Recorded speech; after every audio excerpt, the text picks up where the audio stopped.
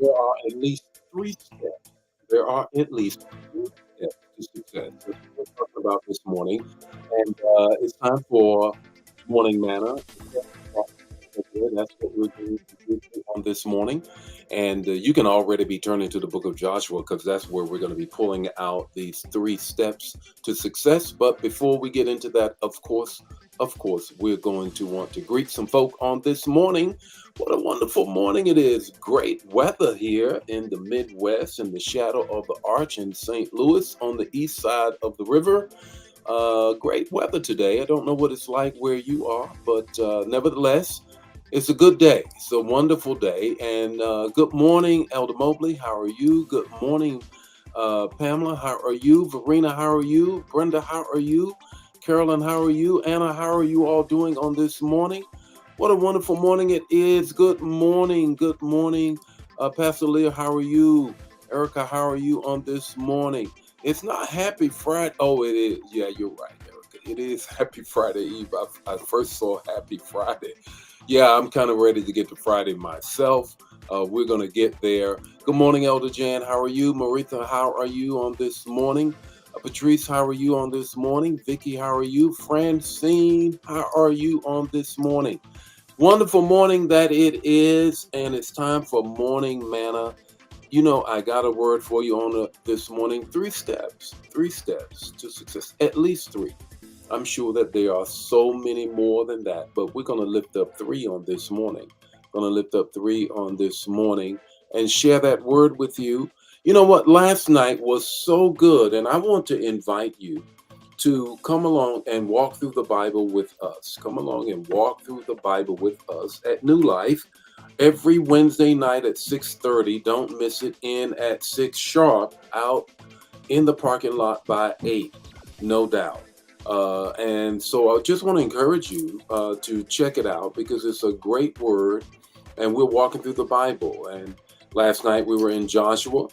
Next week we'll be in Judges, and in 52 weeks, 66 books. That's the way it's going to roll. And I'm picking up a little bit on what I taught on last night, and we're going to jump right into it on this morning. How about that? We're going to jump right into it this morning. Joshua 1 and 7. Here's the text. Joshua 1 and 7. And it says, do not turn. God talking to Joshua. Already told him to be strengthened, to be encouraged. And he also says this to him. Do not turn to the right or the left. Straight ahead, Joshua. Straight ahead. What does that have to do with success in your life? This is what it has to do with success in your life. One, you have to stay focused.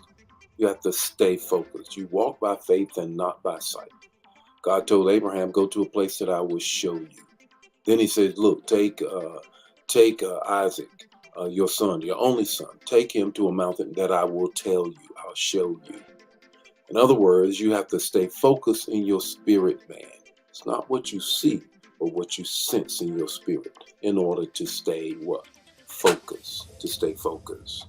Here's the second step is you have to stay on task. You have to stay on task. Some of us suffer from spiritual HDA, whatever that is, AHDA, whatever it is. You all over the place. What's that term? Put it in the chat area. Help Bishop out this morning. You just can't stay on task. You're jumping from one thing to the next.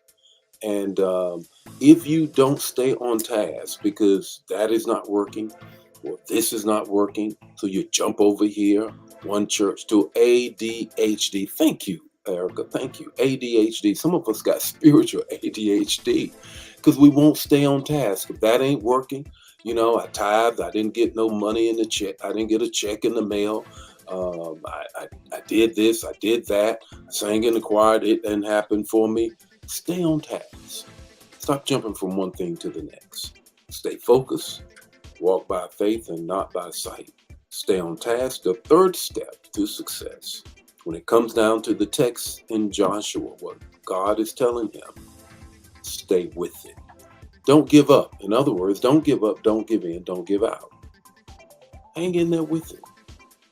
I cannot find one Bible character, one biblical character. I cannot find one that threw their hands up and say, I'm done, I'm out.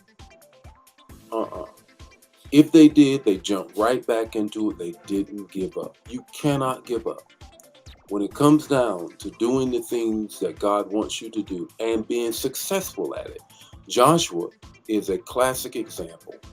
And what does he say? That dude was before the wilderness, went through the wilderness, came out on the other side of the wilderness, went into the promises, possessed the promises, lived 110 years old, eyes not weak, still functioning well. God brought him home. Why? Because he stuck with it. He stayed on task and he remained focused. And he had great success. That's what the Lord told him in Joshua 1 and 9. You will have success in whatever you do. You want success today? Do those three things. What's your takeaway this morning? Here's your takeaway. The road to success is crooked, but you have to go straight ahead. The road to success is crooked, but you have to go straight ahead. Look to the right or the left. The Lord be with you today. His face shine upon you and give you peace. Got more morning manna for you tomorrow morning. And until then, share the manna. Don't keep it to yourself. Don't be greedy. Bye now.